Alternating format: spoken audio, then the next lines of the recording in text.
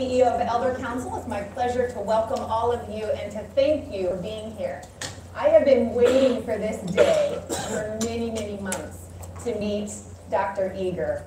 You all are in for such a treat today to listen to her speak. I have some written comments, then I'm going to put those notes down and let her speak.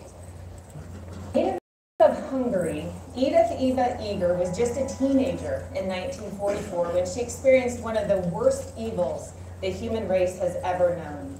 As a Jew living in Nazi-occupied Eastern Europe, she and her family were sent to Auschwitz, the heinous death camp. Her parents were sent to the gas chambers, but Edith's bravery kept her and her sister alive. Toward the end of the war, Edith and other prisoners had been moved to Austria. On May 4th, 1945, a young American soldier noticed her hand moving slightly amongst a number of dead bodies. He quickly summoned medical help and brought her back from the brink of death.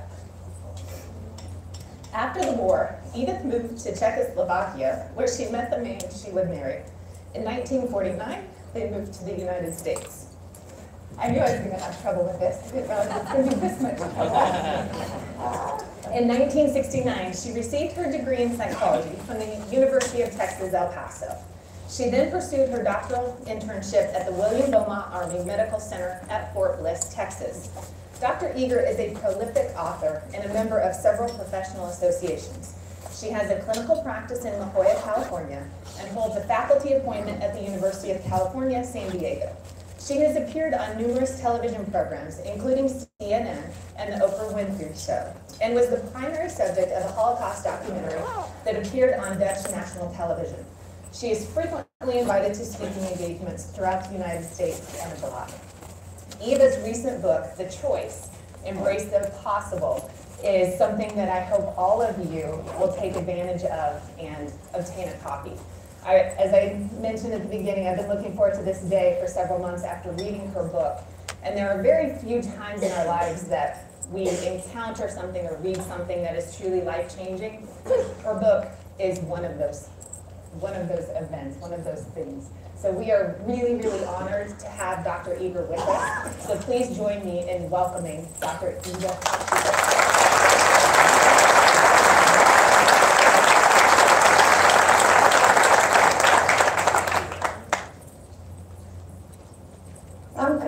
That's good. That's good because you know what comes out of our body doesn't make us ill. What stays in there does. And I'm hoping that today is Tuesday. And this is not Tuesday with Marie, but that Tuesday with Evie. I think that one of the most beautiful gifts of God is the gift of memory. And I hope I'm sitting here, perhaps, because there are no accidents, that I'm here perhaps to be your guide, to look at your life from outside and become a good observer of you. Because the only one you will have for a lifetime is you. The more you depend on other people, the more you're going to end up on my couch. We don't want that. I got a wonderful phone call the other day, and a physician who used drugs and called me and said that, you know, I never forget what you told me. And I told her, and what did I say? And he said, you told me that there was no Prozac in Auschwitz. And so today I'm hoping that I give you something to discover within you, as I did in Auschwitz. When nothing comes from without, how can you find the power within? Because the only one you have for a lifetime is you. all other relationships will end. And therefore, self-love is self-care. It's not narcissistic. I have a little experiment, with your permission. I'm going to ask you to, now that you're comfortably sitting, would you please get up? Thank you. Would you please sit down?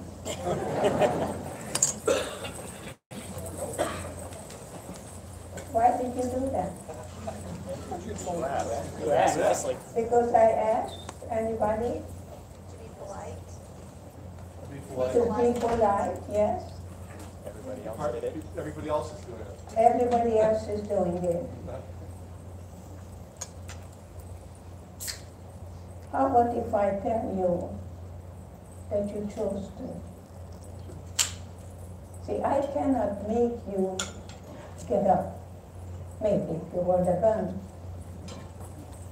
You see, so, you see, everybody else is doing it. And be polite. But I'm hoping to tell you today that you have a choice every morning when you go to the bathroom and decide what kind of day you're going to have, and no one can mess with it. I'm hoping to be your guide to see that you can somehow recognize that there's the Hitler in every one of us, and there is goodness and kindness. Which one we choose is up to us. Of course, sometimes we don't appreciate what we have until we lose it. So that's why today I'm talking to you as to how you can reclaim the you that was meant to be free. Because we're born with love and we're born with joy. We're not born with fear. And every time you're angry, just remember you're not angry for what is really happening out there. That person is triggering feelings in you. And you need to be grateful for that, because the most obnoxious person is your best teacher. For example, it's in my book. I had a 14-year-old young man, and he told me that he's a boot boy. So I acknowledged his boots. They were brown boots. A few minutes later, he got up. He put his elbow on my desk, and this is what he said. Hey, Doc, it's time for America to be white again. I'm going to kill all the Jews, all the, using the N-word, all the Mexicans, and all the Chincos. Now, there is a difference between reacting or responding. When I react, I don't think. I shoot from the hip. If I would have reacted, I would have picked up that boy and I would have told him, you snipper. Who do you think you're talking to?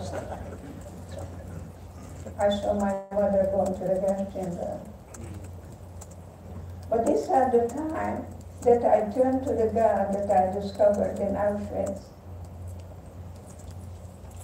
And I say, God, what's the meaning of this? And God said, find the bigot in you. And I said, that's impossible. I came to America penniless. I didn't speak a word of English. In 1949, I worked in a factory doing piecework, and I discovered that there are 2 bathrooms. One of them said colored. It was really a shock after Nazi Germany and Communist Russia to see that there is prejudice. Prejudice means to prejudge. So I always went to the colored bathroom, like I didn't know from nothing anyway, they say in Texas. But I did join the NAACP and worked with Martin Luther King. So I'm telling God that there's no way I'm not a bigot. And God said to me, just find the bigot in me, and not until, and you know what, women, we are good, setting a good atmosphere. We can talk about that later. And I looked at that 14-year-old young boy who gave up all his freedom. Later I found out that he was a member of David Koresh in Waco, Texas. Some of you may be old enough to know that. To some guy who only took care of his needs. Anyway, I am very good at providing an atmosphere that people can feel any feelings without the fear of being judged. And that's what I did. You know, I can kill you with my eyes, and I can love you with my eyes. So take your temperature several times a day and see whether you want to feel soft and warm or cold and stiff. You have the choice. So I opened myself up, and I looked at him as lovingly as I could, and I said 3 words: tell me more. Patience. No judgments. He never knew who I was, where I'd been. He knew nothing ever about my history. And to love unconditionally just because you are the being, not the doing, is what I do practice. That I offer you this morning, that unconditional love that I learned in a place called Auschwitz. So, once upon a time, there was a little girl born into a very talented family. My sister Magda, who played the piano, and she was the pretty one in my family. She's alive and well. She calls me and she says, I'm gorgeous. And she is. I'm very good with numbers. I know that she was born in 1921, and I know that she's 97, but she'll tell you that she's 96 years old. What is that all about? One year makes a difference, I don't know. But you know, there is no truth in the world. It's my truth, it's her truth. I'm not going to correct my sister. So Magda was playing the piano, and Clara was a child prodigy in violin. She played the Mendelssohn violin concerto when she was 5 years old. She was the only Jewish girl accepted at the musical conservatory in Budapest. And when she was already in the camp, her Christian professor, by the name of Waldman, smuggled her out and hid her until the end of the war. Let's not forget there were 6 million Jews and 5 million non-Jews who risked their lives, like Corrie ten Boom. She is my hero. I lectured with her many, many years ago in a Baptist university. She's no longer with us, and I hope you read her book called The Hiding Place. So my parents decided it's time to have a son, and guess what happened? I don't know whether you are a firstborn child, but firstborn children who marry another firstborn, you're going to have 2 bosses, and you can easily have a power struggle. Middle children, according to the literature, are peacemakers. They want everybody to get along with everybody else. They make good ambassadors. You can be a good kissing girl. I like to be a good ambassador for peace. And you know how we call youngsters in a family? charming manipulators. I don't know how many of you are, perhaps. I don't think it fits me very well. But I became cross-eyed when I was 3 years old. And my sisters blindfolded me when they took me for a walk because they didn't want anyone to see how ugly the sister was. They sang songs about me that I can sing it to you today in Hungarian. And today I beg children, because our children are the future.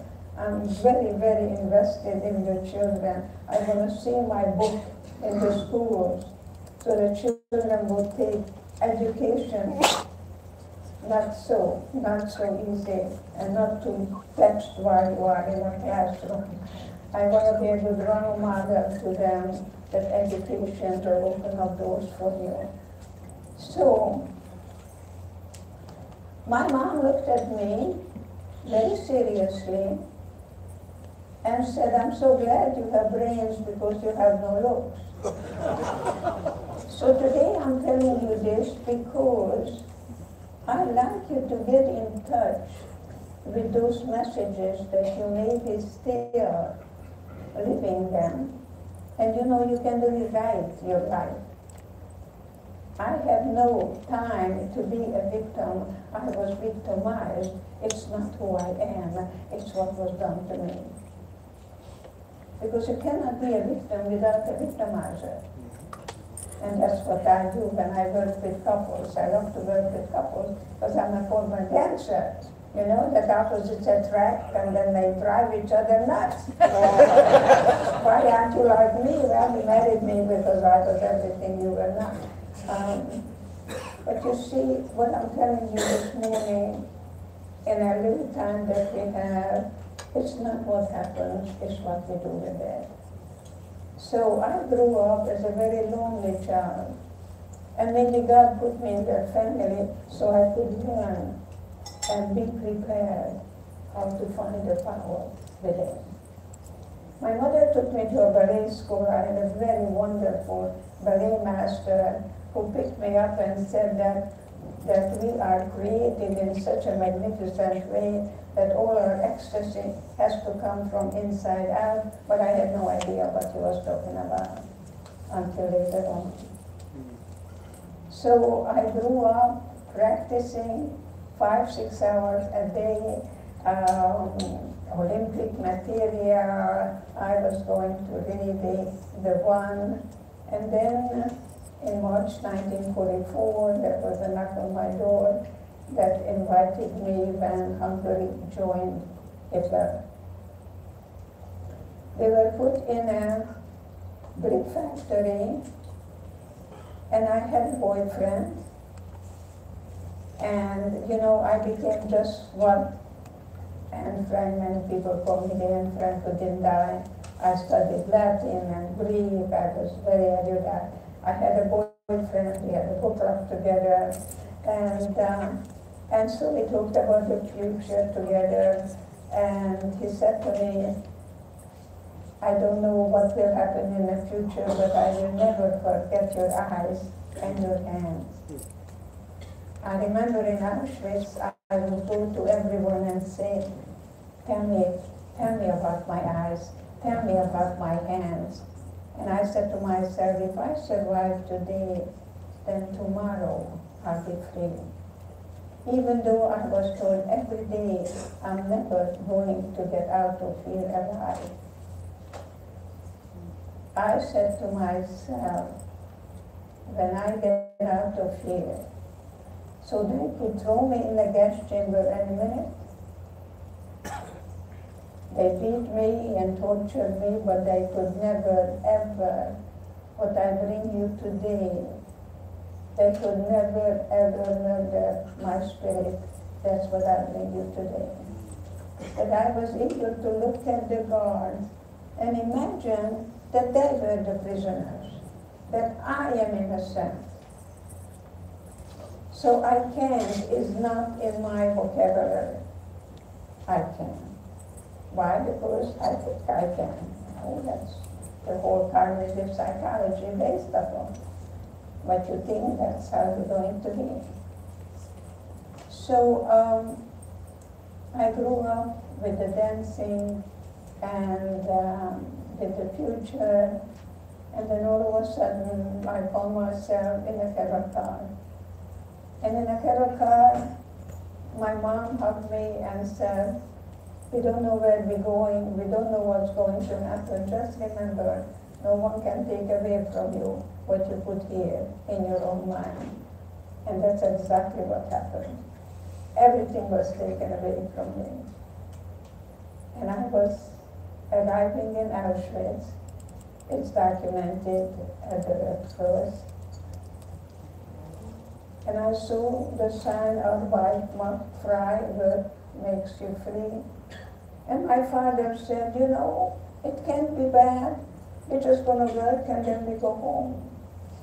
And this is not what happened. Everybody under 14, everybody with small children, everybody, they ask you, you know, do you need to go to the hospital when you're ill? No, there was no hospital. There was only the gas chamber. So, you see, I found myself at the end of the line with my mom in the middle, my sister Magda, and I holding my mom. I never could forgive myself when I was asked, "Is this your mother or is your sister?" And I said, "My mother."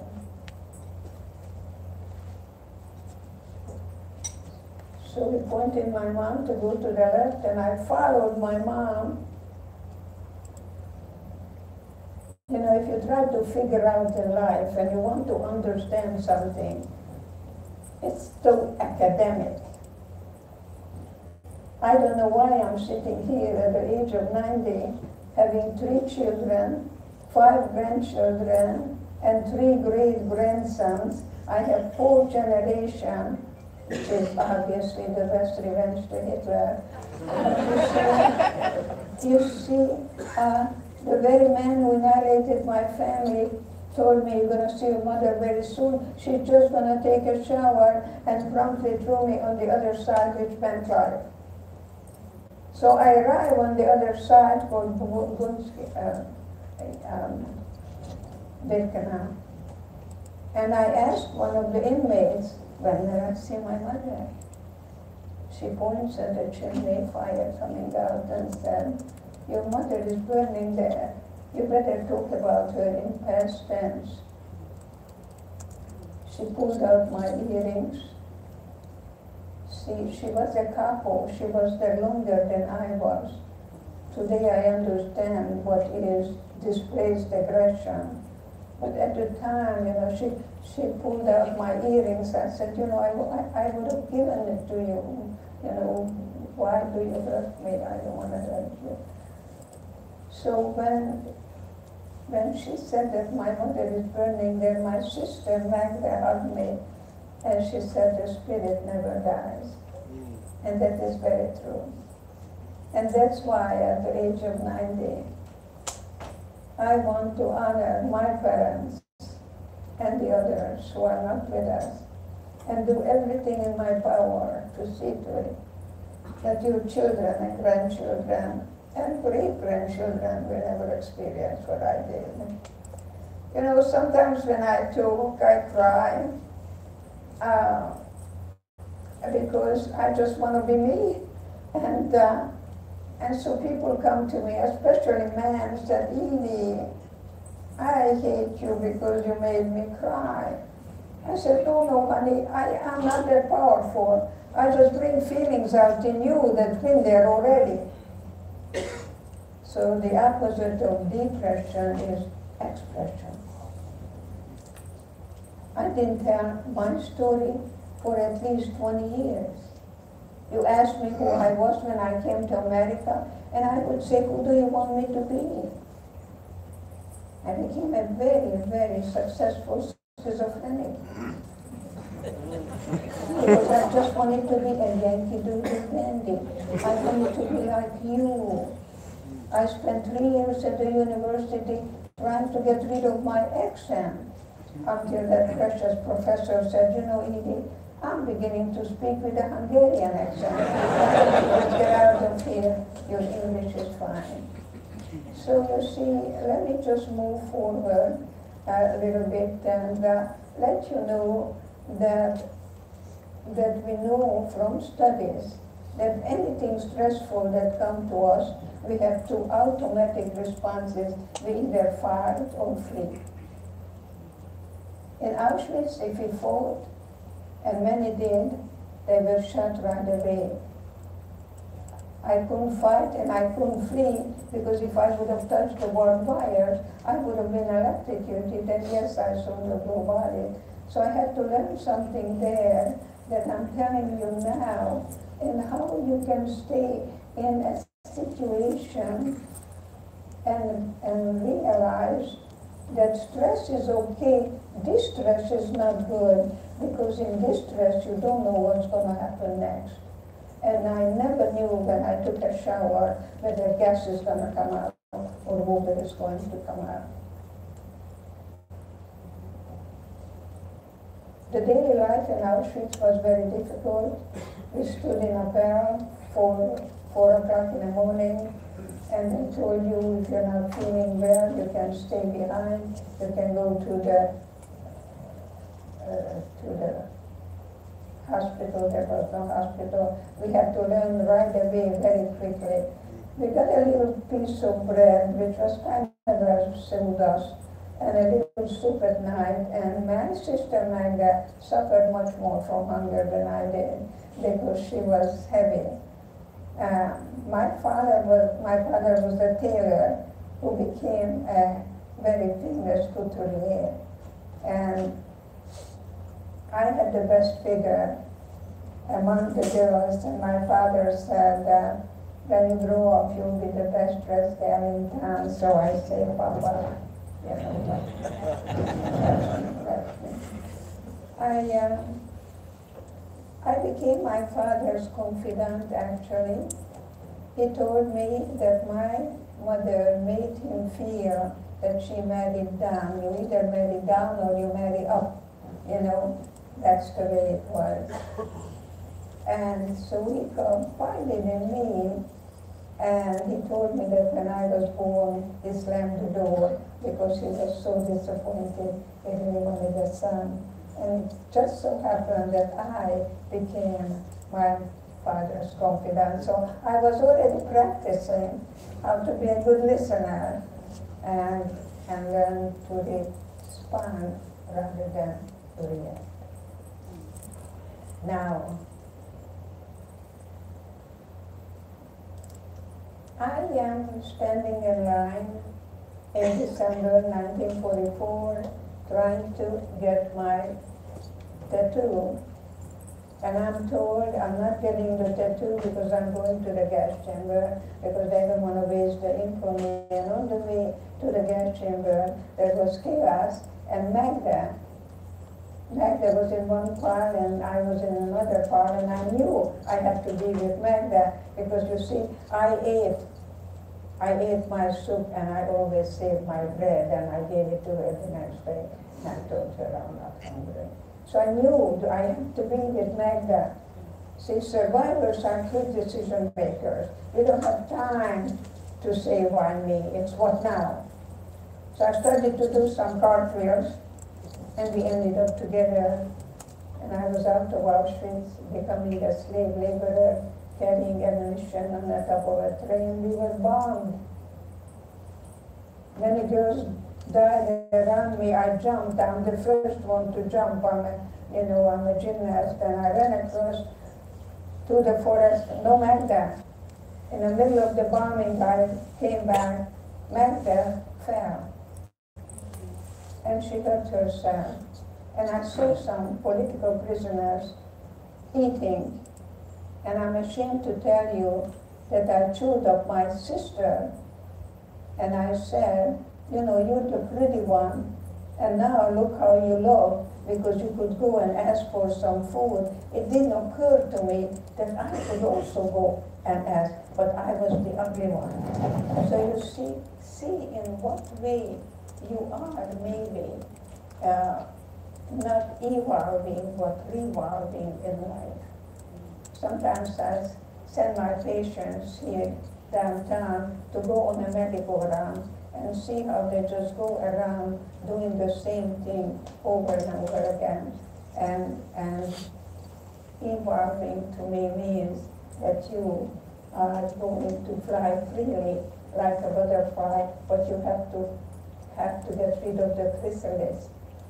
We had a bird here before, and I thought to myself, well, God plenty the bird because I want to talk about freedom. I do family therapy. There is no freedom without responsibility. It's anarchy. So I write the Constitution for the family because children want one thing, everything. And you know what? The first people who died in Auschwitz were the spoiled children who were always waiting for somebody to come and take care of things, and that wasn't. So I beg young parents, don't spoil your children because they will not accomplish anything on their own. Everything was very, very, very, very bad because we never knew when the Russians on one end, Americans on the other end are going to really come and liberate us. We ended up in Germany in a little village, and on the second floor, and we were told if we dare to leave the premises, we're going to be shot right away. But my sister told me if I don't get some food, I'm going to die. So I went outside, the best four-letter word actually I like in the English language, and I was risking. I was getting up, and I saw some carrots in the next garden.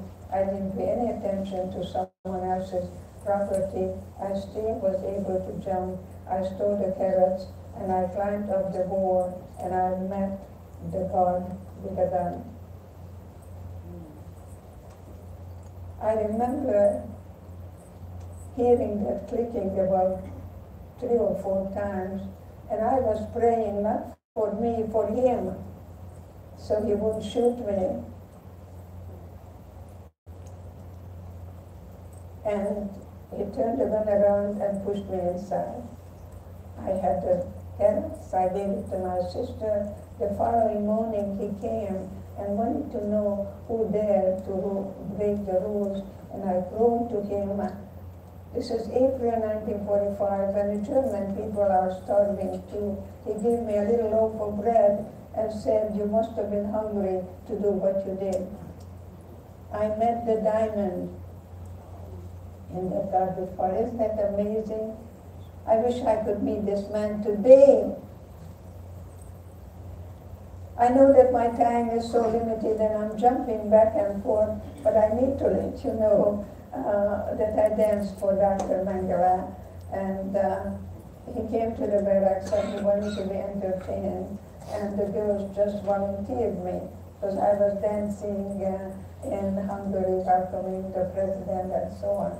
And when I danced for him, I closed my eyes and I pretended that the music was Tchaikovsky and I was dancing the Romeo and Juliet at the Budapest Opera House. I checked out, and today I beg children, don't check out, stay in the class, be with the teacher, but we do have a tendency to check out. And I was finished dancing for Dr. Mangala. He gave me a piece of bread, and I shared it with the girls. Cooperation was the name of the game, not competition, not domination, because all we had was each other then, and all we had is each other now. Things became much worse after that. I ended up in a place called Mauthausen. Mauthausen, Austria, I thought, here I'm going to die. All I saw was scars and blood. And I said to myself, I cannot die until I know how a man looks like.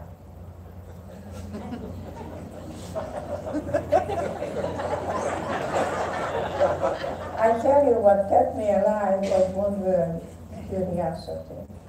I always wanted to know what's going to happen next. So I snuck out at night, and there were some dead near bodies. But I didn't know what to do with it or nothing. Well, when I began to work with couples, I went to my supervisor, and the bird is here. The bird is here. I went to my supervisor, and he said, "Video, how are you doing with couples?" I said, "Well, they talk to me about sex, money, and in-laws." He said, "So what's your problem?" I said, "Well, I was 17 when I met my husband, and people asked me, 'Did you love your husband?' I said, 'Oh, are you kidding?'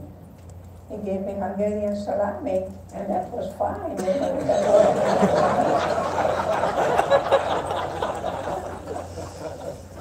So anyway, I became a diplomate in sexology. And I do everything in power today to prevent that every third girl and every seventh boy is being molested. And I do everything in my power to work with battered wives and build transitional living centers. So my work is there. I'm going to work as long as I live. I don't believe in retirement. And you see, all work really that I do is grief. Grief is not what happened, but what didn't happen. So when my first granddaughter was born, the pediatrician examined her and said, "This little girl is very flexible. She might become a ballerina." And I said, "Oh my God, I can die now because my blood is in her." And then she did become a little ballerina. I saw Nutcracker Suite 200 times. It was the flower pot and under the skirt, whatever. In high school, she asked me to buy her a dress so she can go to the dance. I am a big sucker. I bought her a beautiful dress, and I came home, and out of the blue, I cried. I just don't get it. Why am I crying? I just bought Lindsay a dress so she could go to the dance. And the realization was that I'm not crying because Lindsay went to a dance. I cried because I never went to a dance. So maybe you are here today to see that perhaps you may have some unresolved grief, and you may want to see how you can revisit those places where you've been. And that's when I give my hand to you, and then we're going through the valley of the shadow of death, but we don't camp there. We don't set up household there. We don't get stuck in the anger, but there is no forgiveness without rage. I had real problems with anger. And I told my therapist to put me in the fetal position and sit on me.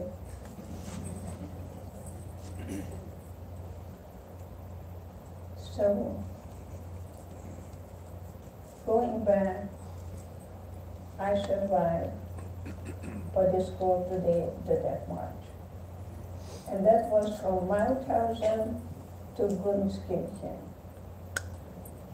I revisited those places. And I saw the ditches. When you stopped, you were shot. I was about to stop myself. And the girls that I shared the bread with, the Dr. Mengele gave me, came and they formed a chair with their arms and they carried me so I wouldn't die. Well, isn't that amazing? That the worst thing can bring us the best in us. And when I arrived in Gunskirchen, Austria, I have pictures. I visited that place. There is a monument for Hungarian Jews. We were going to be blown up.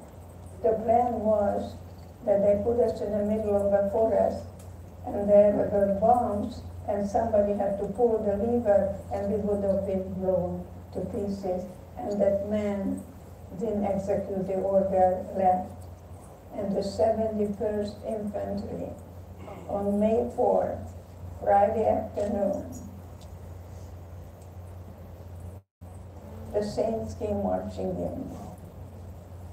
And the 71st Infantry with their tanks came.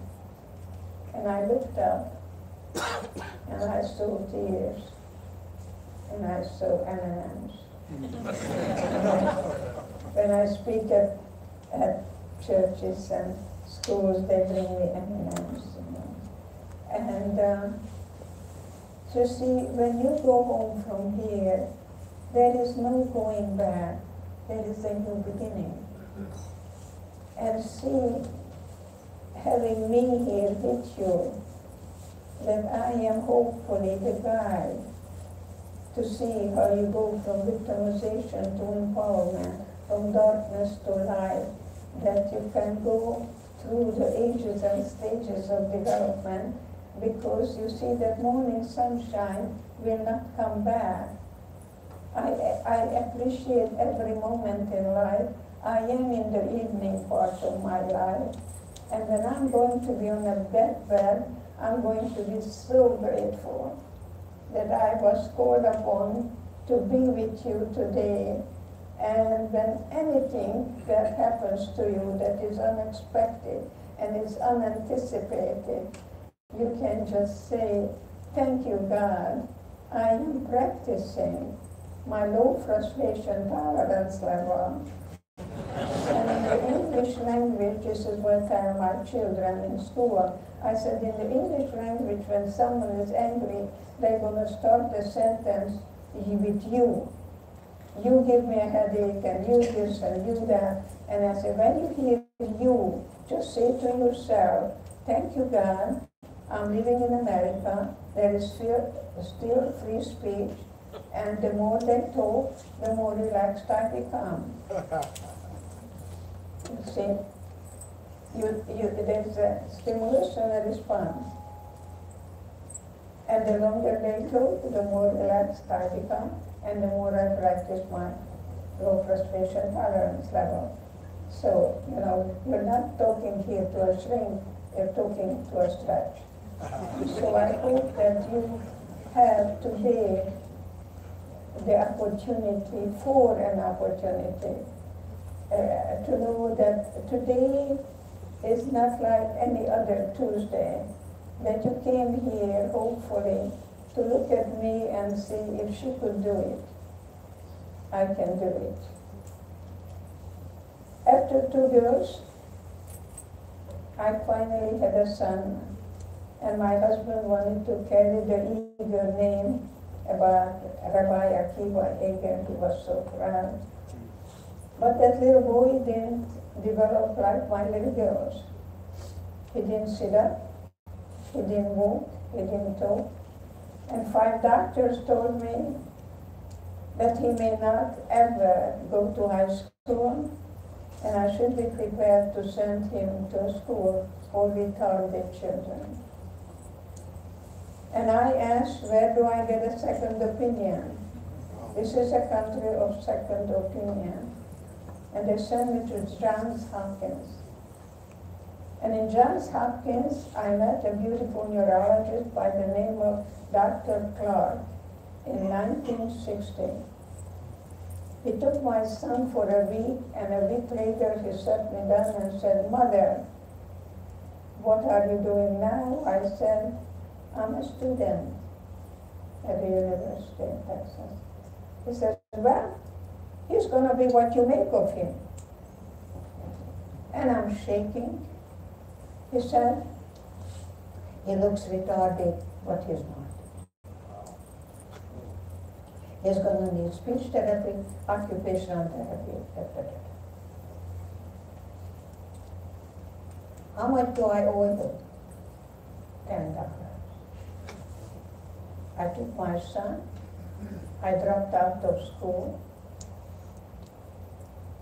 I did exactly what I was told. I went to the cerebral palsy clinic. And I want you to know that my son travels now to Washington and fights for the disabled. He's blind. And my son John graduated as a top 10 student from the University of Texas. So that is what I was doing. That's inspiring. That chutzpah, that no one can put me down but me. And the word rejection is an English word that people make up when you don't get what you want. So give up the drama. Don't give your power away. And I'm hoping that this morning that I'm so blessed that I can tell you that you are the caregivers. And I'm hoping that I can fill your cup because you cannot give what you don't have. And that you love yourself because there'll never ever be another you or you. That many people can do what you can do, but not the way you can do that. That uniqueness, that one-of-a-kindness, I tell children, God doesn't make junk. And I think that is really very good, that language, that I hope that you go home and see how you can give birth to the you, to be free, to have joy. And you have love, and most of all, you have passion for life. I was very ill in November, very ill. I had a date with Deepak Chopra. So, you know, at 90 it's all maintenance, everything is free. I'm totally agree on the thing. So I go to Nordstrom and a couple of girls who take care of me, they do my makeup. So I had my makeup done. The following morning, I put on my beautiful Escala suit. My friend picks me up and I say, you know, I have a little stomach ache. And she said, Edie, I'm going to take you to the hospital. I said, no way. I'm dressed, you know. I'm not a date with Deepak Chopra. I got very, very ill. I ended up kissing Deepak Chopra and they shut me in the car, and in the hospital the doctor said if you would have waited another hour you would be dead. There is something with your small intestines, the way they explained it, that got stuck, and so I had to do the surgery. Right now, he said, so after the surgery I wake up and the nurses tell me I'm the most elegant patient because my makeup is still on.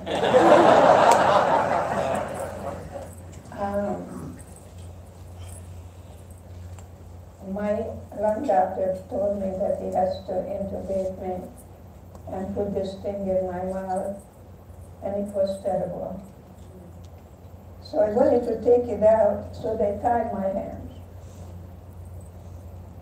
And one day he said, Edie, I'm going to take it out tomorrow.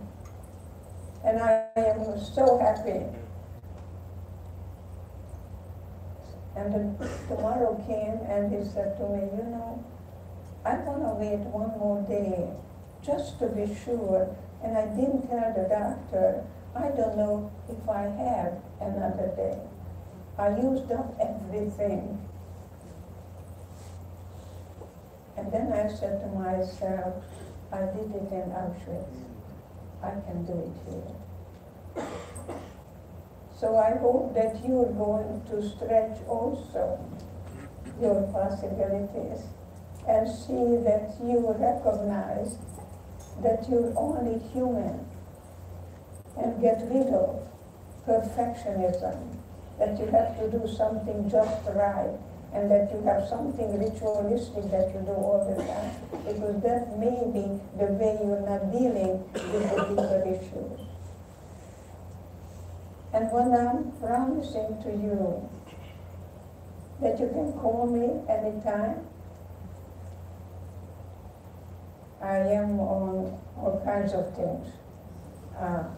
I didn't see it, but I was told that 5,600,000 people responded on Facebook. If you look me up, I don't know because I don't do that.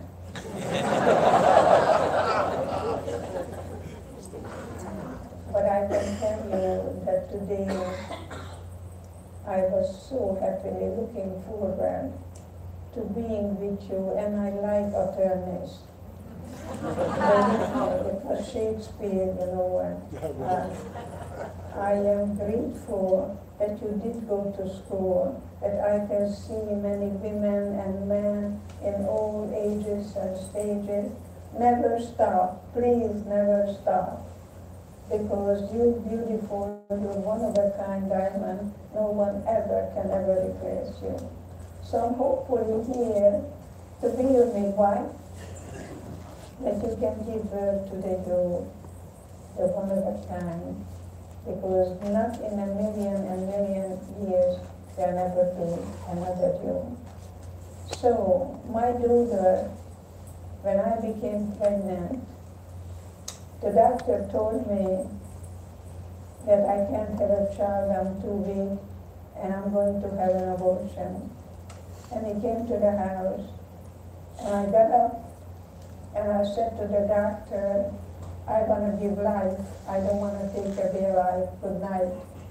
My late husband apologized to the doctor that his young wife doesn't know how to talk to a doctor respectfully. My little girl was a 10-pounder. I could have had a horse doctor. My little girl is Dr. Marianne Engel today. She's married to a Nobel Prize winner called Rob Engel. She was in Italy a month ago, and she fell head first. And my daughter is in the hospital with TBI, traumatic brain injury. My brilliant daughter, you see what we do, immigrants, we parentize our children. See, they learn English, and she taught me how to speak English. And she was 2 years old, and she wrote me a book called Chicken Little, and I learned Chicken Little and Ducky Lucky and Lucy Lucy, and that's my brilliant daughter now, having problems with memory. And I'm asking you to pray for her. For me to see her like that and feeling so helpless and powerless, life is full of surprises. But you know what? My daughter is going to beat all the odds. She'll never be the same. She's going to be better. So whatever ever happened to you, remember, it's easier to die than to live. When I was liberated, and I had 5 kinds of typhoid fever, and I could hardly speak, I had water totally in my lungs. And I realized that my parents are not coming back. The reality hit me, and I just wanted to die. And I knew. And I knew that somehow, in some way, if I die, I will be a coward. But if I live, I'm going to be for peace. And today, I too very much commit myself to see to it that I too have a dream, that we're going to hold hand in hand, that we're going to form a human family, that we're going to empower each other rather than kicking each other into submission, that we're going to have love and empowerment, that I can be I and you can be you, but together we're going to be so strong, so beautiful. And no one ever will ever experience what I did. And we're going to form a human family so we can finally survive on this planet. I want to so thankfully be so grateful to you that you came to hear a survivor who doesn't have time to be a victim, and for you to go home and look at your home and see in what way you have maybe a new beginning, not going back.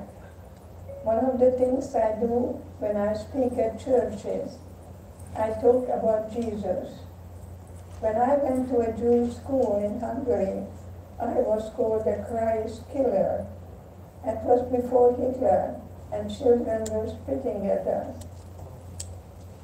I didn't realize that Jesus was a rabbi and Jesus was a Jew. I didn't know that.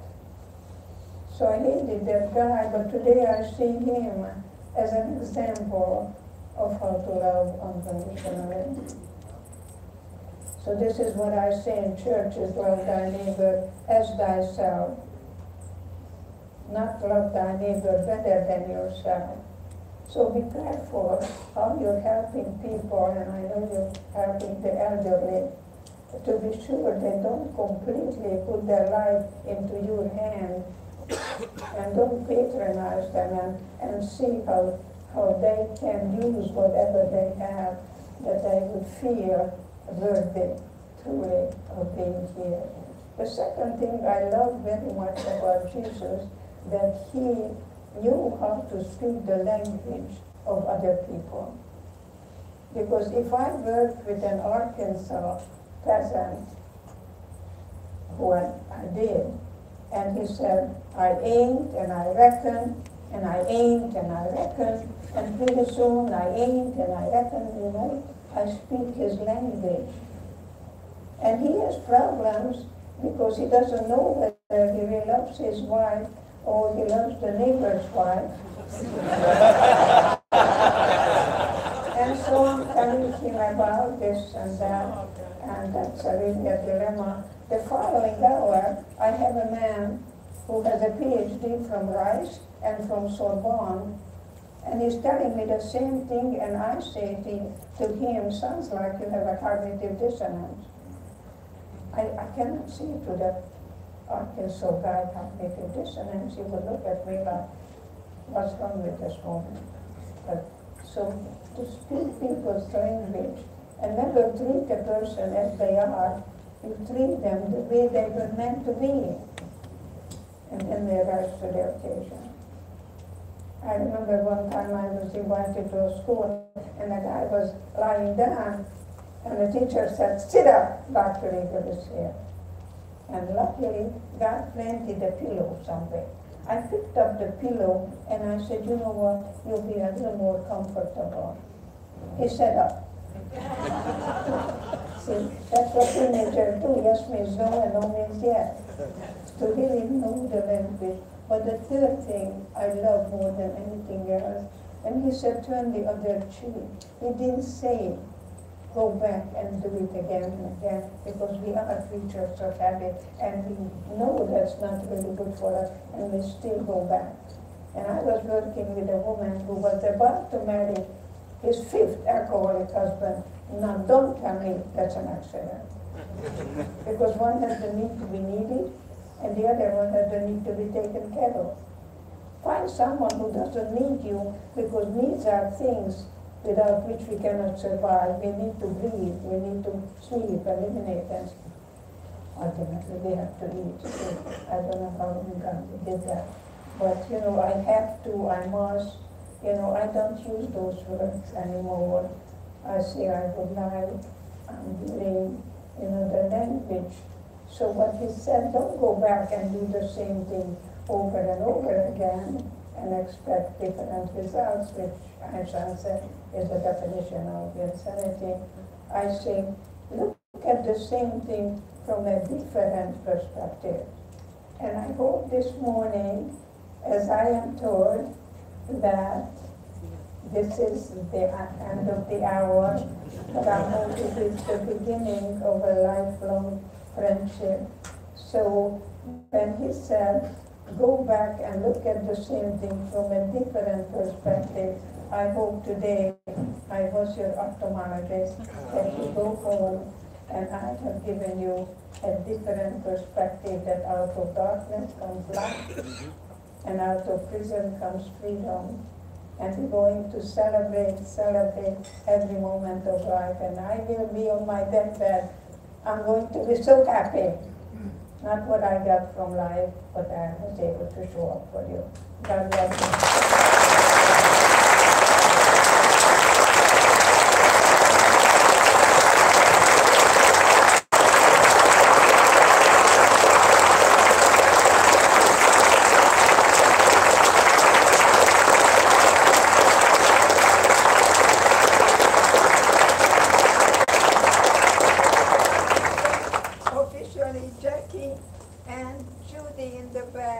Who took me out to dinner last night, and I ended up eating their food.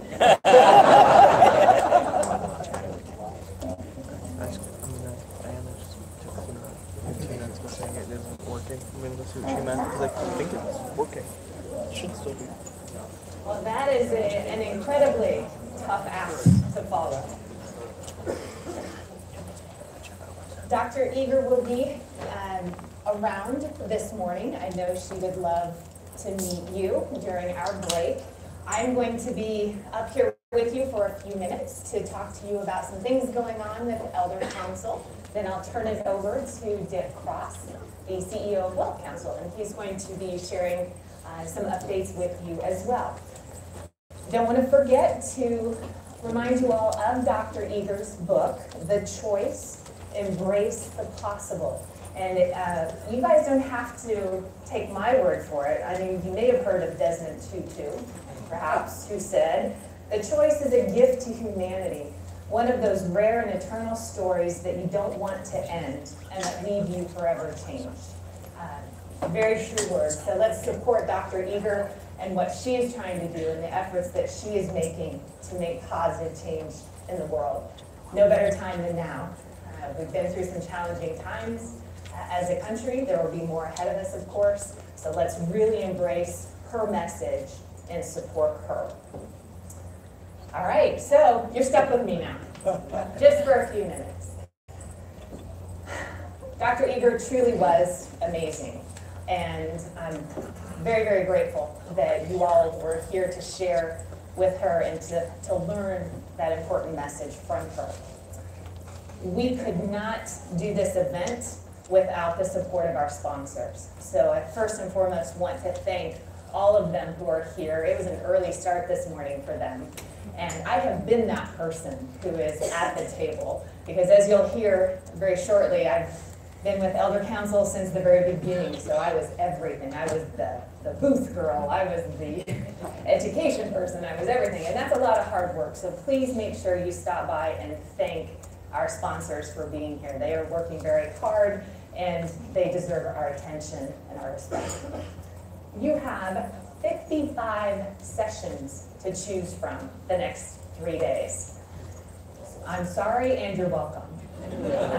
So you have a broad range of elder law, special needs planning, veterans pension planning, estate planning, business planning, retirement planning. We intentionally loaded up this agenda so that you would have a lot of opportunities to choose the course that you wanted to take. There's a lot of practice development sessions, marketing as well. You pre-registered for some of those sessions, but feel free to stick your head into another one. This is for you. This is what we have put together for you this week, and we want you to get the most out of it. With Elder Counsel, we are celebrating another milestone. We are 10 years old at Elder Counsel. Yay! So I thought I'd provide just a little bit of history for you, for some of you who may not be familiar with Elder Counsel. And these handsome folks you see on the screen are the 14 owners of Elder Counsel. The 4 guys, as they refer to themselves, are what is called e-counsel, Can't think of a better way. I just call them those 4 guys. And then on the opposite side are the principals of WealthCounsel. And this partnership was formalized in 2017, but was truly the work of many, many years of talking and planning and trying to figure out how we could create a company that followed the excellent path that WealthCounsel had taken. Because those 4 guys that you saw on the prior screen had a vision and knew that there was a need for the kind of company that WealthCounsel had that would serve elder law, special needs planning attorneys, birds, and veterans pension planning attorneys. So this was a formalized partnership in 2007, and what came from there was an absolute frenzy of document development activities. And I said, thank you, Brian Albee, who is the handsome devil in the back of the room, always in suspenders. You'll see him here in a minute. But there was an absolute frenzy with our owners, with Brian. I was in the mix trying to get our documents together so that we could launch. We officially opened for business in 2008, and ElderDocs was released in July of 2008. I'm not sure why we've tried to make that change 5 times. I guess they're just testing me to see if I can catch it. But July of 2008, ElderDocs was released.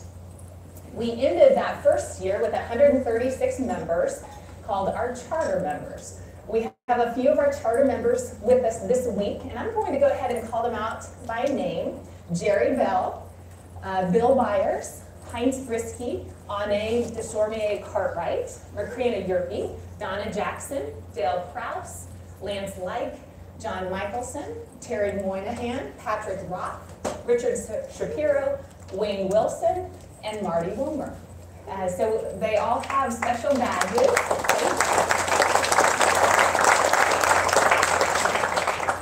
They have special badges, so you can, give them a hard time if you want.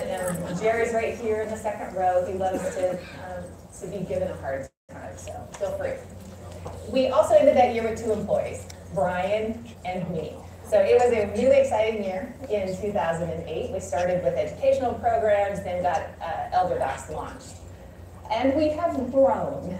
This is a picture of our last team retreat. We don't have our full team here, but I am going to ask the Elder Council team members who are in the room to please just make your way forward so that everyone can see you. Okay, Rachel, you can be off the hook because you're recording. But we do have a handful here, and I have to tell you, we are a lean machine, but everyone works incredibly hard.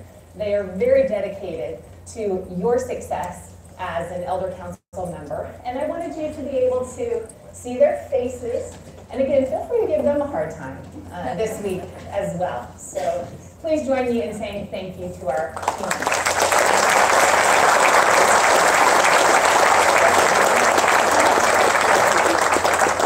And I told you Brian was the handsome devil in the suspenders. So now we have 25 employees. We run 8 various immersion camps each year that cover elder law, special needs planning, and veterans pension planning. We have over 100 documents that cover those areas, and more online education than I can count. Education is certainly a passion of ours. We realize that elder law is still relatively new, as is veterans pension planning, special needs planning, so we are very, very passionate about providing as much education as we can for our members to get comfortable and competent in those areas. One thing that has not changed over the years are our core values.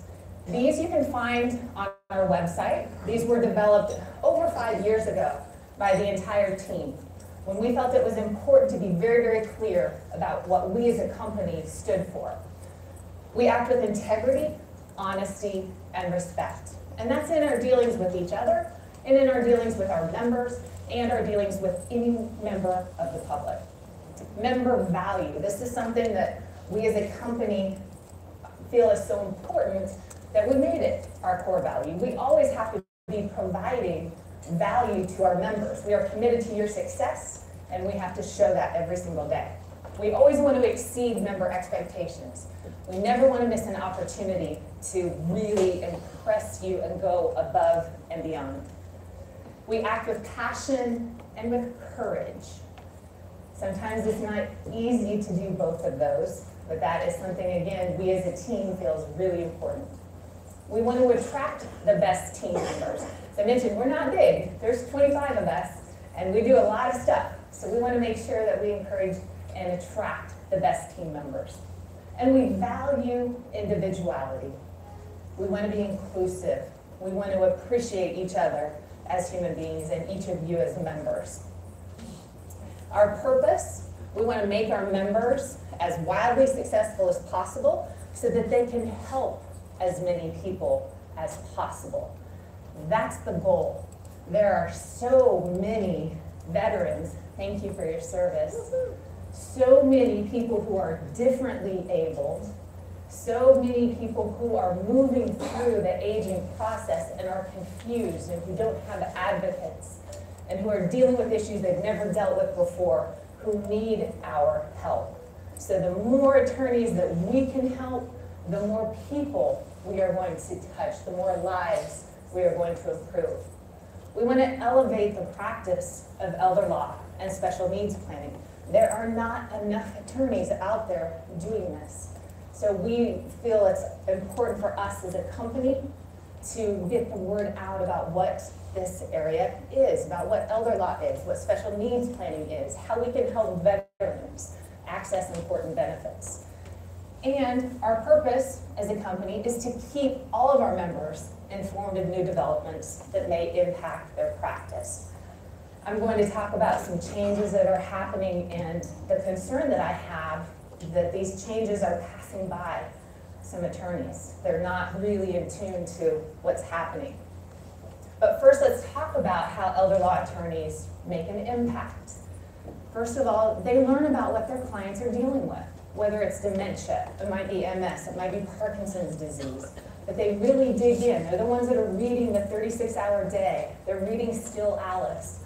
They're keeping up with research online about what their clients might be dealing with. Are there new drugs out there? Is there new research that they should be telling their member or their clients about?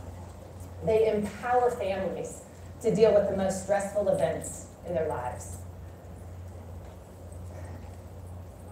I hope that none of you have had to deal with issues that Dr. Eater talked about. I hope that none of you have had an elderly family member who has had a serious mental or physical crisis and ended up in facility care. If you have, or if you have a friend or a family member that's gone through this, you know what a stressful time it is for that family's life.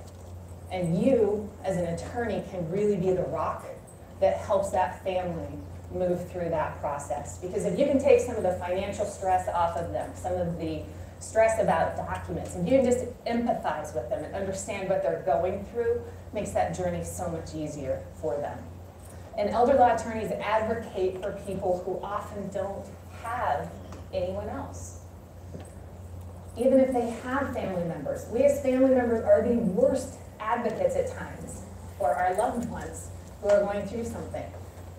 We're oftentimes afraid to speak up, or we just don't even realize we can. But a third person helping us and supporting us is often the key to successful advocacy and to help people who can't always help themselves. The practice of law is changing. It's changing in very dramatic ways. And at WealthCounsel, we're working very hard to help equip you to deal with these changes and to change with them. One big area that we're seeing a lot of change very, very quickly is with technology.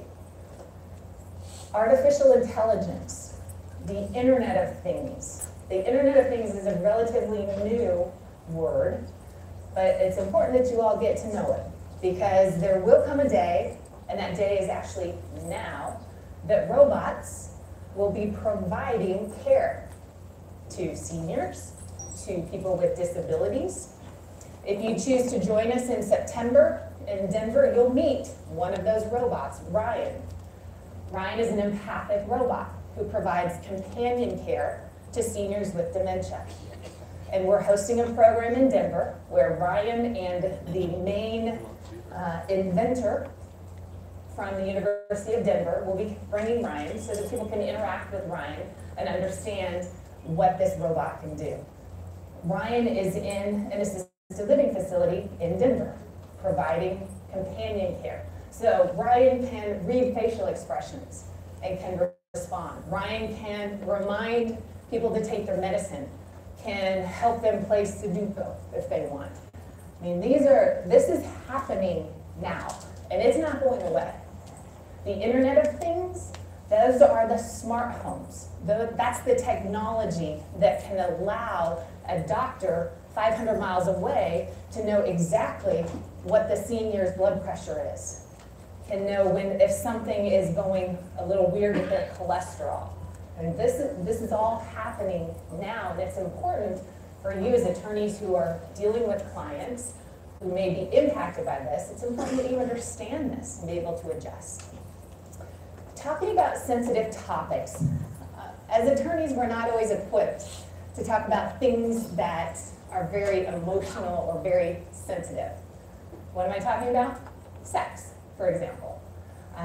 That's a big one. How people want to die. There are states now that are allowing people with advanced dementia to choose to not take food orally and to not take water orally. You have that choice now. And we have a responsibility to talk to our clients about it. We have a responsibility to talk to them about how they want their end of life to go. Not just whether they want artificial nutrition or hydration, that's been the case for a long time. But what about something more than that? Cryptocurrency. We asked the question, are you sure your clients or their families aren't using it? Because I'm reading some really interesting statistics about the age of investors in cryptocurrency. Older Americans are more heavily invested in cryptocurrency than their younger counterparts. Now, millennials, there are more of them investing in it, but older Americans are more heavily invested.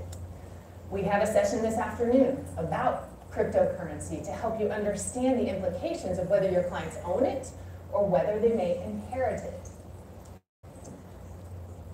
How clients communicate or want to communicate. I would suggest, or I believe, that many of you have phones that are ringing less. That doesn't mean you have fewer clients.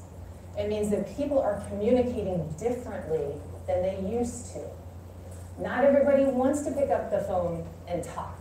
They may want to text. They may prefer email. They may prefer video conferencing. But if we continue to market in a way that assumes everybody wants to call and make an appointment with us, we're going to be left behind. So it's really important to understand not just how clients want to communicate, but how your referral sources want to communicate with you. When you're dealing with clients who are seniors, who maybe don't get around as well, or people with disabilities who have trouble traveling to your office, what are you doing to help them communicate with you? Are you helping them set up the ability to do a video conference with you? Or is everything just, oh, nope, you have to come to the office and sit down with me? So it's really important that you're paying attention to this and understanding how people want to communicate with you. We know we can't do it all. We want to be as many things to our members as we can within our wheelhouse, but we can't do it all. We shouldn't do it all. So we team up with trusted partners to provide valuable workshops. And I've listed a couple here that are coming up later in the year. We have a Double Your Revenue course, followed up by How to Grow Your Practice for Sale that we have partnered with Atticus on. A new partner with us is the Client Care Academy.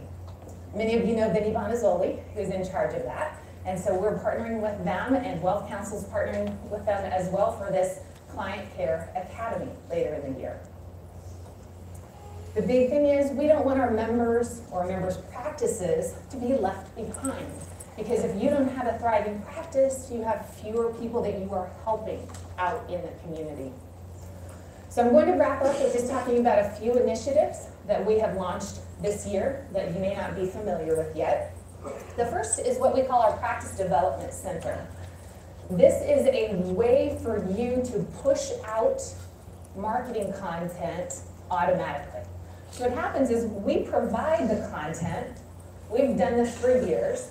But what we learned is that even though we provide marketing content, if our members actually have to take it and do something with it, they often don't. So we took that out of the equation and we created this automatic delivery system. So you can take our content or add your own. You can email it to anyone you want. You can upload it to Facebook or LinkedIn automatically. You can create a blog from it, or you can import that content into your own blog. It's mobile friendly. So if you are meeting with a referral source for the first time, you can leave that meeting, enter their name and email information into our Practice Development Center, and send them an email right away with a valuable piece of content. Content is king. Showing people that you care about them, you care enough to send them something that they would be interested in, really helps you grow your practice with your referral sources. So this is one way that we're trying to make it a little bit easier for you. Elder Docs is now available online. We partnered with WealthCounsel to help us launch this, so it is now available. So if you have questions about it, please come and see us. Anyone is, all of our members are welcome to it. We'll be reaching out to you to make sure that you know about it. But in the meantime, it's here. And we're very excited, very grateful to our WealthCounsel partners for helping us get this launched. The program that I talked about with Ryan the Robot, this is a brand new program that we are launching in September. And we're calling it the next frontier of elder law and elder care. Artificial intelligence and the new digital landscape. It's open to attorneys and non-attorneys alike because care providers need this information as well. Financial advisors working in this space, it's important for them to understand this. So join us, bring someone that you're working with, and learn about how this area is going to impact your practice.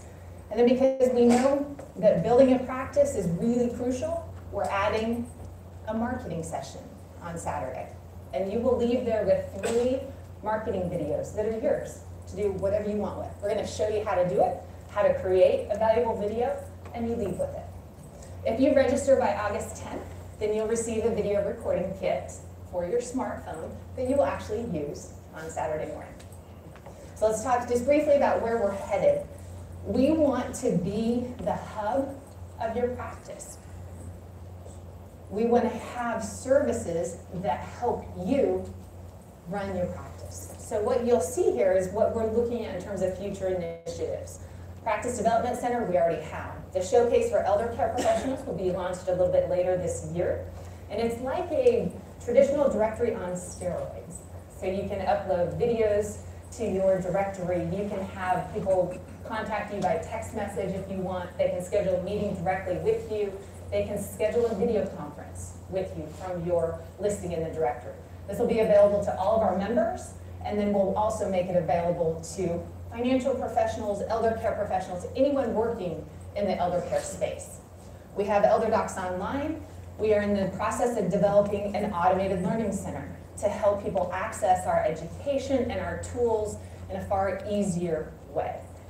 And we're also looking at providing maintenance plans for members. We realize that staying in contact with members and keeping up that client relationship is really key. So we're looking at some ways to create a really valuable program, and that's where partnering with organizations like the Client Care Academy is really critical. So, I promised I'd be short, didn't I think? But I don't want to end without just thanking you again, thanking all of you who are our members, those of you who maybe aren't members yet, but will be in the future, our professional supporters, our partners, all of our sponsors here, WealthCounsel, we owe a huge debt of gratitude for the support we have received from WealthCounsel over the years and the support that we continue to receive. And of course, the 4 guys who had a vision. You'll be hearing from some of them this week. Lou Piero's in the back. I know Vincent Russo is here as well, and Howie Kirks is on his way. Unfortunately, Michael Amoruso is not able to join us this week. So with that, I will say thank you again. It's going to be a wonderful week. I hope you take advantage of all the great education that's available to you. We want your input. Please let us know how we can do better. Let us know what we're doing well, what we're not doing well. We love input, good, bad, and otherwise. So with that, I am going to turn the stage over to Mr. Karl Waldman. Thank you all.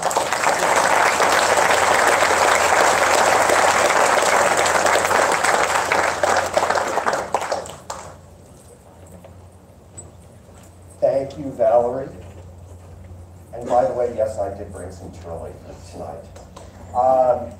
My name is Karl Waldman. I am an estate planning attorney. I practice in the little burg of Westlake Village, California, about 150 miles from here. That's how I spend my days. And at night, I'm one of the principals of WealthCounsel and the current chairman of the board of WealthCounsel. And I want to thank all of you for coming here. I want to thank Val again and the Elder Council team. I want to thank our WealthCounsel team. Like sausages in legislation, as Will Rogers once said, there are things you don't necessarily want to see, but understanding and appreciating the level of effort undertaken by the great folks at WealthCounsel and Elder Council to put this kind of event together is awe-inspiring. Those of us who show up and do something, good, bad, or indifferent, don't quite appreciate the level of effort that it has taken, the months of planning, the logistics, to make sure that the stagecraft is appropriate, that the tone, the messaging, everything has to be done right. And I think, thus far, I can say without fear of contradiction, that they hit this one out of the park. And so thank you. I want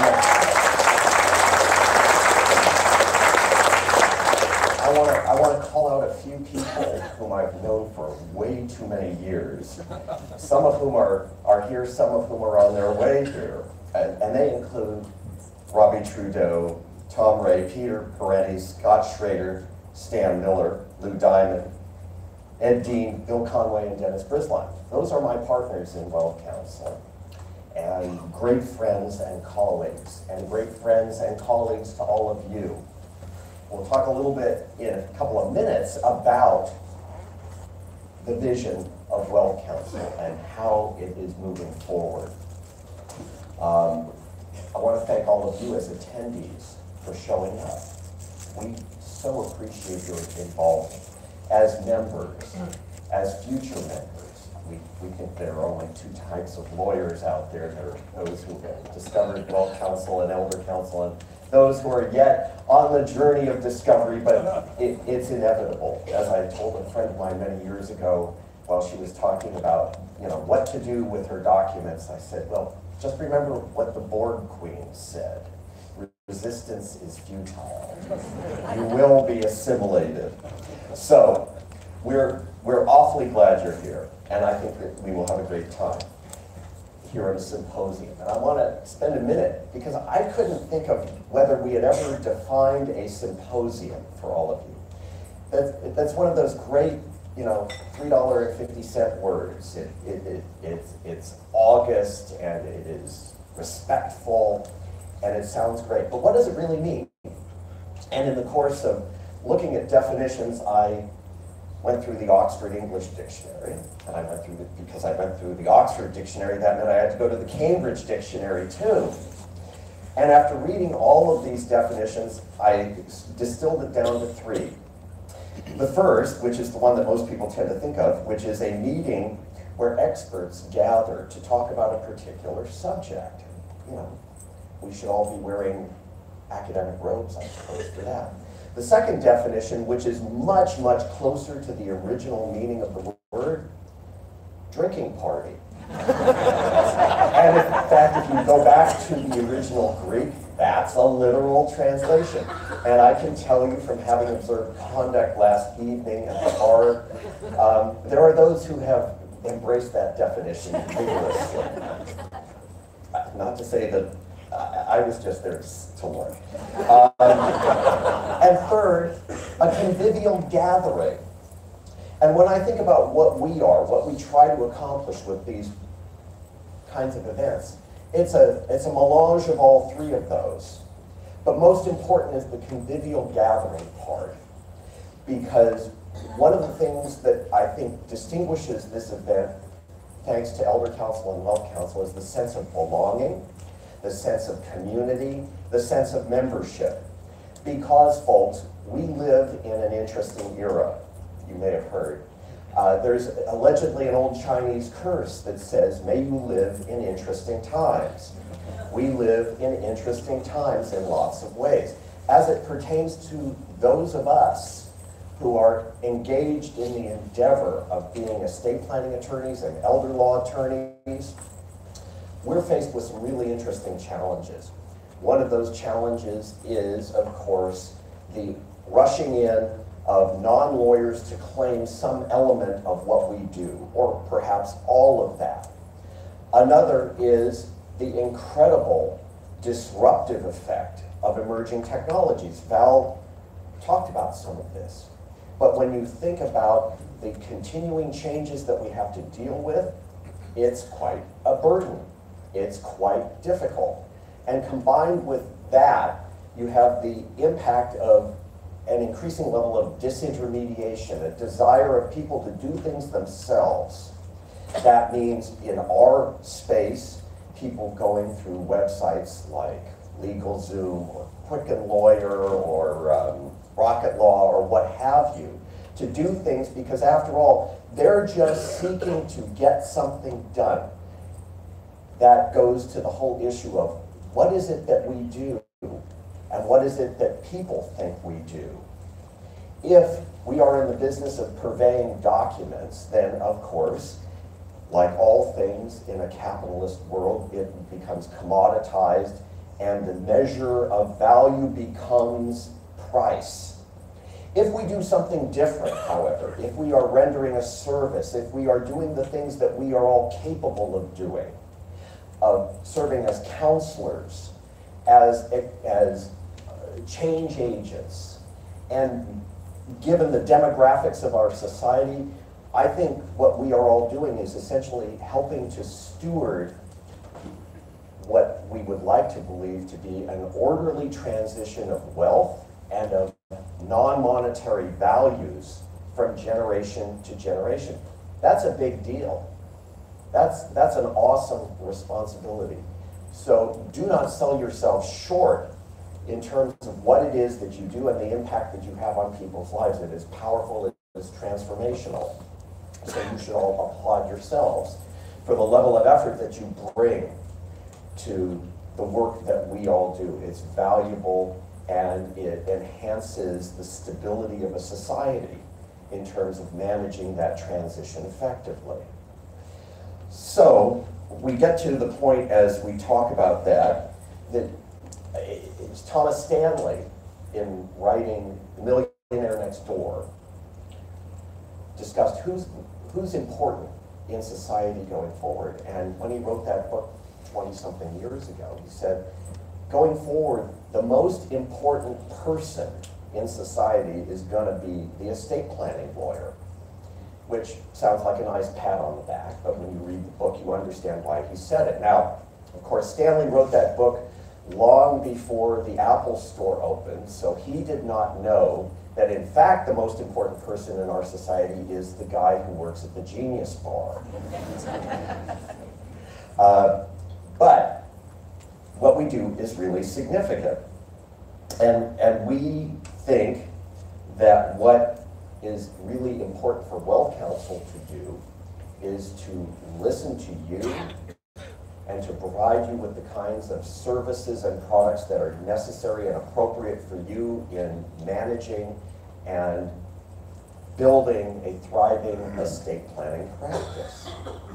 When I think about why we started WealthCounsel, and though my children believe it was just because I was bored and needed something to do, and so did some other folks, the truth of the matter is that a group of us came together who had come to know each other and trust each other because we felt that collectively we could do much better than we could individually in upping our game, in doing the kinds of estate planning work that would be meaningful and significant and transformational. That's why this company exists. That's why it continues to exist. That's why it thrives. And we were very, very fortunate for 5 years to be led by Brett Pinniger, a dear man and a great friend. And what many of you don't know is that 2 years ago, Brett came to us and said, I've been diagnosed with Parkinson's disease. And for those of us who have in our own lives experienced either through friends, clients, or families, the devastating impact of a Parkinson's diagnosis, we thought, well, what does that mean? And he said, I'm going to stay as long as I can. And he did. And at the end of last year, he said, time's up. So at that point, we cast about and thought, well, what do we do as far as leadership? Where are we? It was a great opportunity for us to take stock of where we were, what we had accomplished over a 20-year period, and what do we want to be for the next 20 years. And I got a phone call from a guy who I've known for a while. He's pretty bright. His name is Stan Miller. And he said, I'm working on a case, and there's this guy helping this business, and he's a really interesting guy, and he's run a bunch of companies, and he's working as a consultant, and he's written a book, and read the book. I send my money off to Amazon, the book comes, I read the book. I read the book notwithstanding it has no pretty pictures, which is very unusual for me. And yet, there were such kernels of truth in this book. I thought it had been written for us. So Stan arranged for some of us to go spend Super Bowl Sunday in Las Vegas. And you'll be surprised to know, as I was, that there's a room called the Library at the Hard Rock Hotel in Las Vegas. It actually has books in it, or at least pictures of books. And we spent a day with the guy who wrote the book. And he had looked at some of what we did, and he talked to us about what we wanted and what he thought we could do. And we said, okay, take a deeper dive, do some consulting for us. And he did. And a couple months later, we got together at yet another hotel, this time at DFW. And all of the partners of WealthCounsel got together, and we spent a day listening to this guy tell us where we were, what was wrong, what was right, what the potential was. And we had the sort of aha moment, to paraphrase James Carville. The distillation of the day was, it's about the membership experience, stupid. So that is our new CEO, Richard H. Cross III, and I'd like Dick Cross to come up now and talk to you.